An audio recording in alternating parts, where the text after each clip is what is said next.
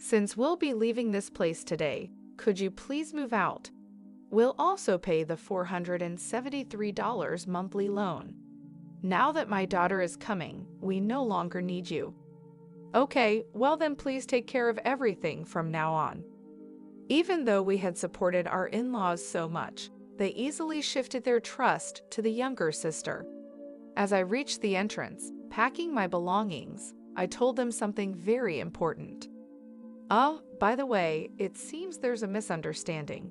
The monthly loan repayment is... As I said that, their faces turned pale in shock.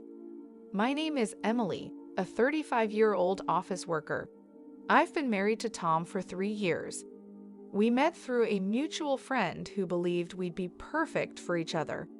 This friend's intuition was spot on. We were drawn to each other from our first conversation. Tom also felt the same, and we began dating. We continued the relationship smoothly, and around 2 years later, he proposed to me. I was so happy as I loved him deeply. Both our families agreed to our marriage, and we had a wonderful wedding attended by many.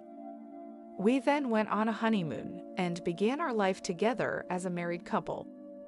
We both worked, so we shared household chores. Tom had lived alone for a long time and could cook, which was a huge help. Even when I was late from work, Tom helped me and started cooking so we could have dinner soon after. We cooperated in all household tasks, and life felt peaceful and stress-free. We were grateful for each other's company. In the blink of an eye, 3 years passed, and our bond remained as strong as when we were newlyweds. However, a significant event occurred. Tom's father fell ill suddenly, and we rushed to the hospital. Dad, are you okay? Tom, Emily, thank you for coming. Sorry for causing you concern. It seems I overexerted myself. He had been a workaholic, often working long hours, and as he aged, the stress of those years took a toll on him. For now, I'll undergo some tests and wait for the results. I see. Tom and I were anxious, but more than that, my mother-in-law was quite upset. For the mother-in-law who had always supported her husband as a housewife, it was understandable that she was upset when her partner, the mainstay of the family, was suddenly in mortal danger. Mother-in-law, are you all right? Yes, somehow. We cared deeply for both of them and began visiting them more frequently, trying to be as supportive as possible. After a week, the father-in-law's test results came out. Although he was released from the hospital, there were concerns about a recurrence. Realizing that they might not handle another emergency, Tom proposed something. Hey, what if we live together with my parents? The proposal was expected. If my parents were in the same situation, I'd want to live with them too. Of course, I'm okay with that. Let's discuss it with them right away, I said. Thank you, Emily, Tom replied. We quickly presented the idea to our in-laws. Live together? We want to be a burden, said my mother-in-law, wiping away her tears. It's not a bother at all. Emily and I are worried about both of you, I reassured them. Thank you, both of you. Music. Our in-laws, teary-eyed, gratefully accepted. They must have been quite anxious. We promptly moved in with them. My mother-in-law, knowing that both of us worked, took the lead in the household chores. Thanks to her, we could focus on our jobs. The father-in-law retired early and spent his days resting at home, which improved his health. We all got along wonderfully without any issues, and life was joyous. However, our in-laws made a certain proposal. I've been thinking about this for a while. How would you feel about building a new 2-family house? My father-in-law said. Huh? It's a bit small for 4 adults to live in this house, and if Tom and Emily have children in the future, it'll be even smaller. Considering the future, I've been thinking of building a bigger house where we can live comfortably for the rest of our lives. However, it's not something we can afford with just my savings. We will need to discuss and decide together. Tom and I were surprised by the proposal, but we thought it wasn't a bad idea. While the current in-laws house isn't too small, it's not particularly spacious or comfortable either. Leaving here long-term might lead to stress building up between us. Perhaps buying a new house where everyone can live comfortably is a good idea. After discussing with Tom for a while, we decided to go along with the father-in-law's proposal. Subsequently, the four of us went to real estate agencies to look at various properties. We considered making it barrier-free for our in-laws and ensuring there are plenty of rooms if children come along. Ideally, it should be in a safe area close to both a hospital and a train station and have easy access to grocery stores. Given everyone's requirements, it seemed like it might be pricey. However, if we're going to live here for the rest of our lives, we don't want to compromise too much. Each family member shared the same sentiment, so fueled by determination, we decided to build our dream house, no matter the cost. After some time, our new home was finally completed. The exterior and interior were both new and beautiful, and just gazing upon it filled our hearts with joy. This is really amazing. I can't be sick anymore. I want to stay healthy and live here for as long as possible, my mother-in-law said. The in-laws seemed pleased, and my husband and I were equally excited. This is the house that will be with us for our entire lives. When we have kids, I want to play catch in the garden and have barbecues, I exclaimed. That sounds great. Let's make lots of family memories here, my husband added. We were overflowing with excitement and joy. Living in the house turned out to be truly comfortable, and it felt like the pinnacle of happiness. Being in a comfortable home made me even more enthusiastic about my work. Subsequently, my work went very smoothly. Both my public and private lives were fulfilling, and I genuinely felt grateful for buying this house. The months passed in the blink of an eye, and 2 years had passed in this house. We continued to have a good relationship with our in-laws as always, and we believed that the days ahead would be filled with happiness. However, at least this place for life in our new home, something unexpected happened. It was when my sister-in-law and her husband visited our new house. While this really is a nice house, it's not fair that only you guys get to live here, she said. What are you talking about? We discussed and decided to buy this house with our parents, I replied. But I can't help but feel envious. When we were still living in a cheap winter, it feels like you're living beyond your means, she retorted. My sister-in-law often visited our house during holidays and always expressed her envy. Every time she would accuse us of being unfair. We've been paying the mortgage for this house, and it's quite a hefty amount every month. We're living within our means, earning enough to pay for this house, so there's no reason for her to complain. If we were to live here with the in-laws, it would be so much fun, don't you think? What can you even know about the market for this house? My husband and I exchanged a glance. The sister-in-law probably just blurted out without giving it much thought. However, her careless words started to move my in-laws' hearts. It would be lovely if Canna could move and live here together, my father-in-law said. Yes, it would liven things up, my mother-in-law added.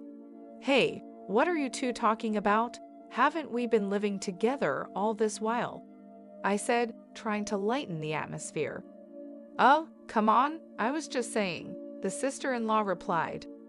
Exactly, there's no need to panic, right?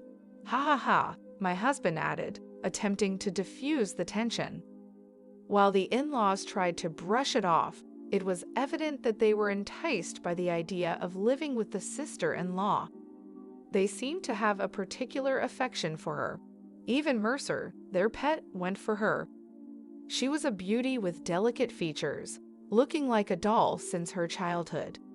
4 years younger than Tom, she was born when the in-laws were older, making them dote on her even more. This pampering had led her to become quite spoiled, and Tom had to deal with her demanding nature. Having heard all this from Tom, I was always wary of my sister-in-law.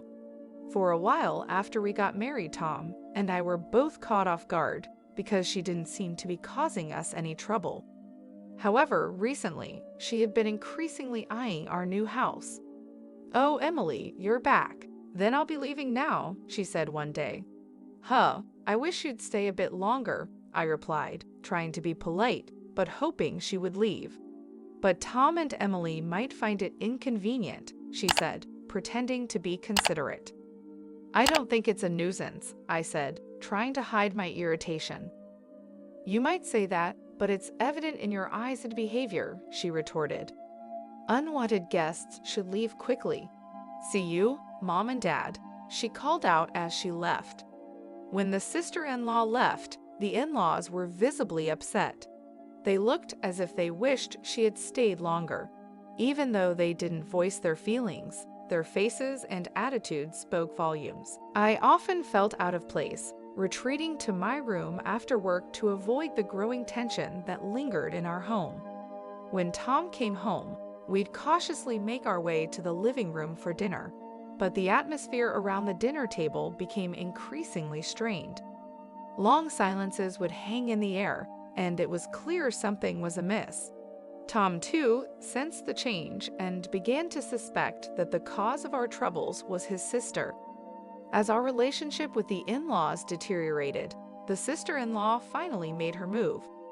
One holiday, Tom and I returned from our morning shopping to find unfamiliar shoes at the entrance.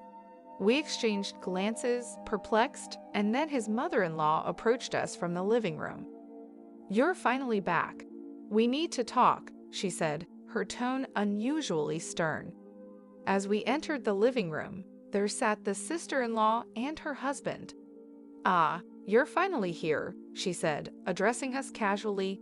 "Kana, what's going on?"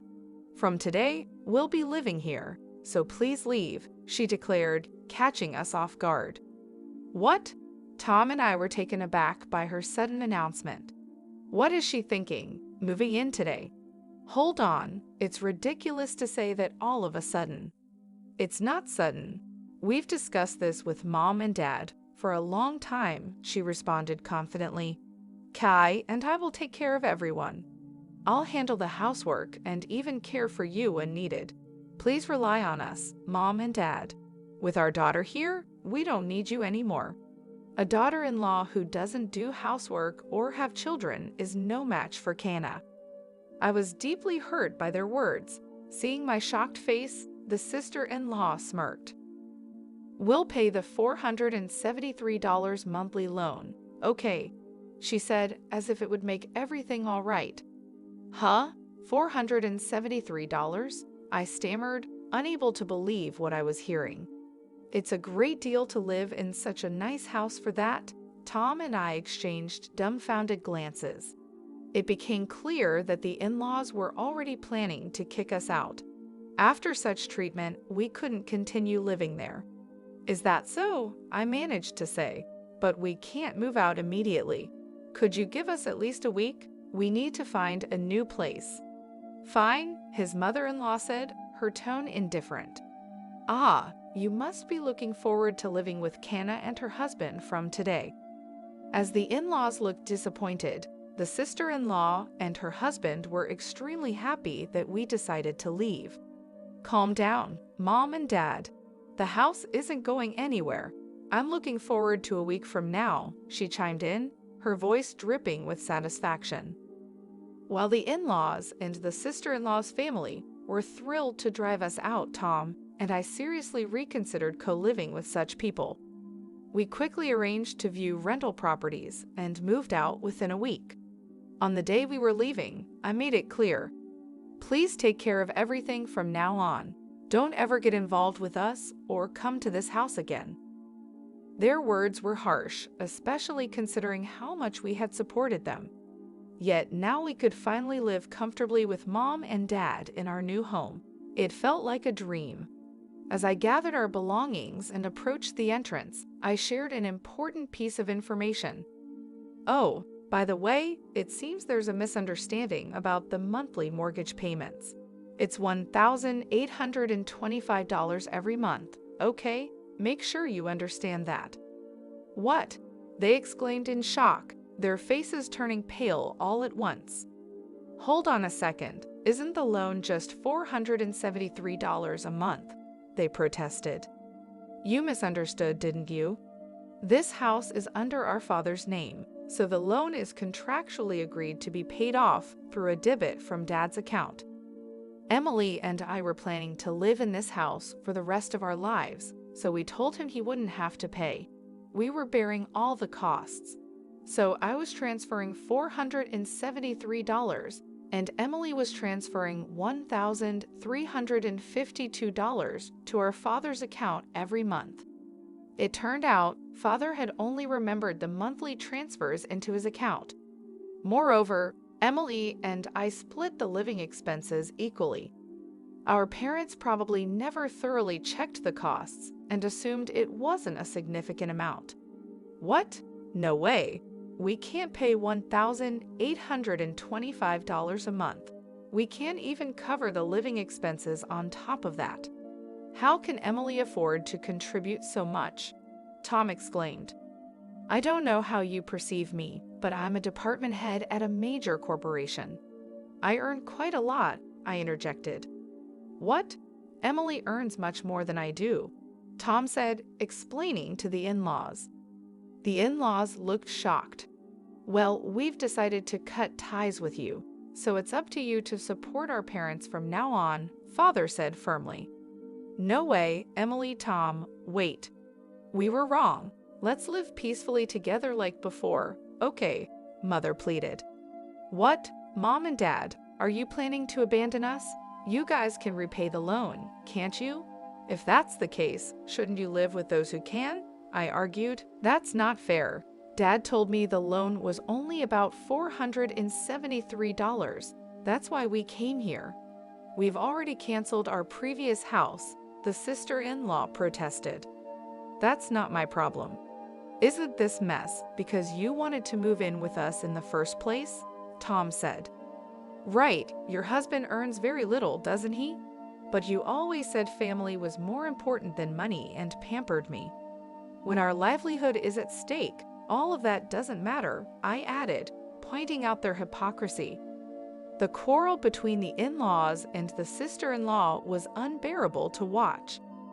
Well, we're leaving, I declared, and with that Tom and I left the house and moved into our rented room. Despite numerous messages from the in-laws, we ignored them all. According to our neighbors, the in-laws and the sister-in-law's family had no choice but to live together. However, they couldn't pay the loan and eventually had to let go of the house. When they sold the house, a considerable debt remained. Even after using the father-in-law's early retirement benefits for repayment, they still fell short. Eventually, they had to settle for a small apartment and work multiple jobs to repay their debt. Apparently, the sister-in-law's husband didn't want the burden to fall on him, so he ran away. If only the in-laws had continued living peacefully with us, they wouldn't have faced these hardships. But again, it's none of our concern now. On the other hand, Tom and I found our rented apartment much cozier than anticipated. We planned to stay here for a while and save money. We lived happily, watching our savings grow at an incredible rate. We believed it was essential to save as much as we could for the future while enjoying occasional luxuries. Our aim was a happy life together in the years to come.